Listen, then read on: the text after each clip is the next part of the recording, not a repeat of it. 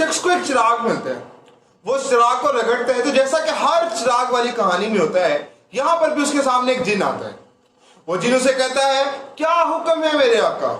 लेकिन कहानी में ट्विस्ट इसके बाद आता है।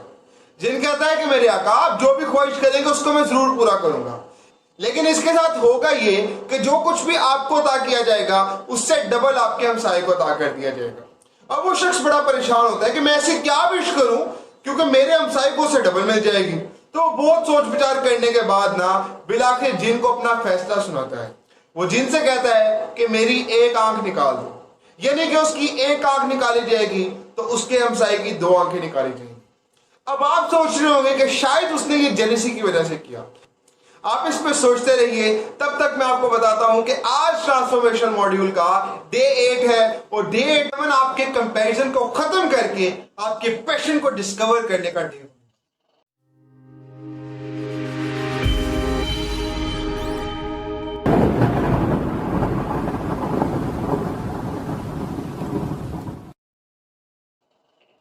तो आइए अब आपको वक्त में मैं थोड़ा सा पीछे लेके चलता हूं। हम जाते हैं 1912 की ओलंपिक्स में, जो कि मुनक्किद हुई थी स्टॉकहोम।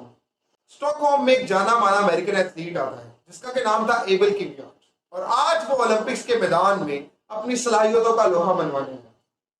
रेस शुरू होती है और एबल किवियाट आहिस्ता आहिस्ता लीड लेने की कोशिश करता है, लेकिन लीड लेने में नाकाम रहता है। बिलाखिर 2 माइल गुजरने के बाद तीसरा माइल जैसे ही स्टार्ट होता है तो एबल किवियाट लीड ले लेता है और ये लीड बरकरार रहती है यहां तक कि मुकाबला खत्म होने में आखिरी 8 मीटर बाकी होते। पता नहीं कहां से एक ब्रिटिश एथलीट उसको क्रॉस करता है और वो मुकाबला जीत जाता है। एबल किवियाट इस मुकाबले में सेकंड आता है और मुकाबले में सेकंड आने के साथ उसको सिल्वर मेडल से नवाजा जाता है और अमेरिकन तारीख में पहली बार किसी रनर को ओलंपिक्स में सिल्वर मेडल नवाजा जाता है। अब जब वो अपने मुल्क में पहुंचता है उसका शानदार इस्तकबाल किया जाता है। इस वाकये के बाद एबल किवियाट मंजर से गायब हो जाता है और बहुत सालों के बाद दोबारा मंजर पर आता है और वो एक इंटरव्यू देता है और उस इंटरव्यू में तहलका-खेज इंकशाफ करता है। वो कहता है कि मुझे आज भी यकीन नहीं आता कि मैं उस मुकाबले को हार गया, और कहता है कि आज भी मुझे वो सिल्वर मेडल लेना एक डरावने ख्वाब जैसा लगता है कि मैं किस वजह से चंद सेकंड से हार गया उस मुकाबले। वो अमेरिकन तारीख का पहला रनर था जिसने कि एक सिल्वर मेडल हासिल किया। बजाय इस पर खुश होने के, इसको सेलिब्रेट करने पर, उसने अपनी विक्ट्री को अपनी शिकस्त का नाम। और ये कहानी सिर्फ एबल किवियाट की नहीं है, इसके अलावा भी एक रिसर्च की गई। उस रिसर्च में एक बात सामने आई कि हर कंपटीशन में सिल्वर मेडलिस्ट जितने भी थे उनमें से मोस्टलियों को तस्वीर खिंचाते हुए चेहरे पे स्माइल नहीं होती थी, बल्कि उनके चेहरे उदास होते थे। इसके बरक्स ब्रॉन्ज मेडल हासिल करने वालों के चेहरे अक्सर खुशी से खिलखिला रहे होते हैं और वो सेलिब्रेट कर रहे होते हैं। अब इसकी रीजन होती क्या है? इसकी रीजन होती यह है कि सिल्वर मेडलिस्ट अपना कंपैरिजन गोल्ड मेडलिस्ट के साथ करते हैं और सोचते हैं कि अगर वो थोड़ी मेहनत और कर लेते तो वो गोल्ड मेडल हासिल कर सकते। इसकी वजह से उनके चेहरे उदास होते हैं, जबकि ब्रॉन्ज मेडलिस्ट अपना कंपैरिजन अपने से नीचे वालों के साथ कर रहे होते हैं। ऐसे लोग अक्सर जिनको मेडल नहीं मिले और इस वजह से वो खुश होते हैं और अपनी अचीवमेंट का मजा लेते हैं। क्या सिल्वर मेडलिस्ट के पास कोई अचीवमेंट नहीं है? बिल्कुल उनके पास अचीवमेंट है, लेकिन उनकी अचीवमेंट का मजा किरकिरा कब हुआ, उनकी अचीवमेंट का मजा खत्म कब हो गया? जब उन्होंने अपना कंपैरिजन अपवर्ड लेवल पे शुरू किया, जब उन्होंने अपना कंपैरिजन अपने से ऊपर देखते हुए शुरू किया। अगर वो अपना कंपैरिजन करते ब्रॉन्ज मेडल वालों के साथ तो वो ये सोच सकते थे कि कितनी बड़ी खुशी है कि उन्होंने थोड़ी मेहनत एक्स्ट्रा की थी, इस वजह से वो ब्रॉन्ज मेडल की जगह सिल्वर मेडल ला पाए। होने वाला अब तक की एग्जाम्पल से मैंने आपको यह समझाने की कोशिश की है कि जिस वक्त आप अपना कंपैरिजन किसी और के साथ करते हैं, जिस वक्त आप अपना कंपैरिजन अपवर्ड लेवल पे करते हैं, उस वक्त आप डिसअपॉइंटमेंट की तरफ जाते हैं और डिसअपॉइंटमेंट की तरफ जाते हुए आप अपनी खुशी का मजा किरकिरा कर देते हैं, आप अपनी अचीवमेंट का मजा बेकार कर देते हैं। एंड आपसे मैं एक क्वेश्चन पूछता हूं, क्या एक मछली को और एक हाथी को कंपेयर किया जा सकता है? क्या एक मछली को और एक हाथी को कंपेयर किया जा सकता है? आप कह रहे होंगे बिल्कुल ऐसा नहीं है, और जो कंपेयर करता है उससे बड़ा बेवकूफ कोई नहीं है। तो हुजूर वाला मैं आपसे पूछता हूं, क्या आप और मैं सेम हैं? क्या हम एक जैसे हैं? क्या हमारे सर्कमस्टांसेस एक जैसे थे? क्या हमें बैकग्राउंड एक तरह का प्रोवाइड किया गया? क्या हमें एजुकेशन एक तरह की प्रोवाइड की गई? क्या हमारे बिलीफ सिस्टम एक तरह के थे? क्या हमारे थिंकिंग पैटर्न एक तरह का है? क्या हमारा इंटरेक्शन पैटर्न एक तरह का है? बिल्कुल ऐसा नहीं है। तो जब मैं और आप डिफरेंट हैं तो आपका और मेरा क्या कंपैरिजन? हुजूर वाला, इस दुनिया में अरबों लोग हैं और अरबों लोग आपके बाद भी आएंगे, लेकिन आप जैसा, आपकी कैरेक्टरिस्टिक्स के साथ, आपकी खुसूसियत के साथ कोई शख्स इस दुनिया में ना कभी पैदा हुआ है, ना आपके बाद कभी पैदा होगा। एक ऐसी पजल है कि जिसका कि आप एक यूनिक पीस है, और पजल का जब एक पीस घूमता है तो पजल कभी कंप्लीट नहीं है, और पजल का एक पीस कभी भी दूसरे पीस का अल्टरनेटिव नहीं। सो जब आपका कोई अल्टरनेटिव नहीं है, आपका कोई मुतबादल नहीं है, then why to compare yourself with anybody else. Comparison करने की जरूरत ही क्यों महसूस होती है? आप कंपैरिजन किस वजह से करते हैं? एंड जब आप कंपैरिजन करते हैं, आप अपने आप को अपनी स्किन से निकालकर किसी और के स्किन में डालने की कोशिश करते हैं। जब आप कंपैरिजन करते हैं तो आप दूसरा वो इंसान प्रोड्यूस होने की कोशिश करते हैं। आप अपनी यूनिकनेस को खत्म करते जाते हैं, बिकॉज आप अपने कंपेटिटर को देखते हुए कहीं ना कहीं उस जैसा बनना शुरू कर देते हैं। और जब आप उस जैसा बनना शुरू कर देते हैं तो आपके वाला जो इंसान होता है वो वैसे ही दुनिया से खत्म हो जाता है। यानी कि जिसकी यूनिकनेस का फायदा ये दुनिया उठा सकती है, जिसकी यूनिकनेस का फायदा आप उठा सकते हैं, जिसकी यूनिकनेस का फायदा आपके इर्द गिर्द वाले लोग उठा सकते हैं, आपने खुद ही उस यूनिकनेस से अपने आप को महरूम कर दिया। आपने खुद ही अपनी सलाहियतों को खत्म कर दिया। आपने खुद ही अपने टैलेंट्स को खत्म कर दिया। आपने खुद ही अपनी मास्टर स्किल्स को खत्म कर दिया किसी और इंसान को बनने के चक्कर।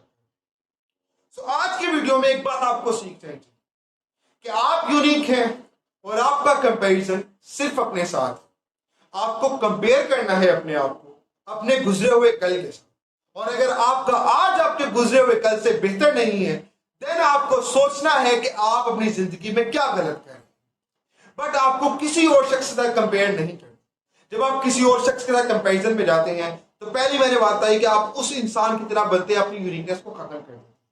दूसरी मैंने आपको बात बताई, आप अपने टैलेंट्स पे काम नहीं करते, आप उसके टैलेंट्स पे काम करने की कोशिश करते हैं। रीजन क्या होती है कि आप उस जैसा बनने की कोशिश में डिप्रेशन का शिकार होते हैं, फेलियर्स का शिकार होते हैं, रिग्रेट्स का शिकार होते हैं, एंड अल्टीमेटली आप सोचते हैं कि आप इस दुनिया में बिल्कुल बेमायनी बेमतलब।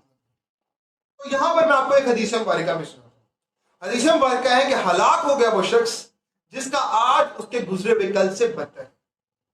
सो आपको सिर्फ अपने कल के साथ कंपटीशन करना और देखना है कि आप कितनी इंप्रूवमेंट लेके आए अपने आप कितनी इंप्रूवमेंट अपने आप में लेके आए और कितनी इंप्रूवमेंट ला सकते हैं अपने आने वाले कल को बेहतर करने में। अब वीडियो के इस तक तो आपको अंदाजा हो चुका है कि आपको अपना कंपैरिजन नहीं करना। अब अपना कंपैरिजन नहीं करना तो आप तरक्की कैसे करेंगे, आप ग्रो कैसे करेंगे? तो उसके लिए सबसे पहले आपको अपने पैशन को डिस्कवर करना। आपको देखना है आप क्या बनना चाहते हैं। अगर आप कंफ्यूज है कि आपको नहीं मालूम कि अपने पैशन को कैसे डिस्कवर करें, तो उसका एक आसान सा फॉर्मूला है। अपनी आंखें बंद करें और देखिए कि आप 10 साल बाद अपने आप को किस तरह से देखना चाहते हैं, आप किस फील्ड में अपना नाम पैदा करना चाहते हैं। अब जो भी फील्ड आपके जहन में आ रही होगी, जो भी चीज आपके दिल से निकल रही होगी, वही आपका पैशन है। एंड ये पैशन आपको सोसाइटी ने नहीं दिया, ये पैशन आपको आपके पेरेंट्स ने नहीं दिया, ये पैशन आपको आपके टीचर्स ने नहीं दिया, ये पैशन आपको किसी इंसान ने नहीं दिया, बल्कि आपके इनर सेल्फ ने आपको ये पैशन दिया। एंड जब आप इसको परस्यू करना शुरू करेंगे ना, तो आप कभी थकेंगे नहीं। इस पे हार्ड वर्क करना शुरू करेंगे, इस पर एफर्ट्स डालने शुरू करेंगे, अपने आप को चैलेंज करेंगे इस एटमॉस्फेयर में, तो आप कभी थकेंगे नहीं। क्योंकि थकावट आती ही उस चीज में है जब आप अपने पैशन से हट के कोई चीज कर रहे हैं। तभी तो आपने देखा कि अक्सर गेम खेलते हुए जब उसमें क्यूरियोसिटी बढ़ती जाती है तो इंसान थकता नहीं। उसकी रीजन ये होती है कि वो उसका पैशन होता है। सो जब आप अपने पैशन वाली फील्ड को चूज करेंगे, जो कि आप कंपैरिजन की वजह से कोई नहीं चूज कर पा रहे, अब आपने कंपैरिजन को साइड पे कर दिया, अब आपका पैशन आपके सामने क्लियर है। तो जब उसमें हार्डल्स आएंगी तो आप क्यूरियस होंगे मजीद उन हार्डल्स को सॉल्व करने के लिए, और उनको सॉल्व करते करते आप एक दिन कामयाबी की मंजिलों तक पहुंचेंगे। कोई आपके साथ खड़ा हो या ना खड़ा हो, आप अपने साथ खड़े रहेंगे, बिकॉज आपके माइंड में एक चीज क्लियर आ गई है कि मुझे क्या करना है। और पैशन को ढूंढने का सबसे आखिरी फॉर्मूला आपको, जब आपका माइंड और आपका हार्ट कनेक्टेड होगा, वो चीज आपका पैशन है और उस चीज से आप सब कुछ करेंगे। यहां पर सबसे बड़ा क्वेश्चन ही आता है, आया मेरा पैशन मुझे अर्न करके देगा या नहीं देगा?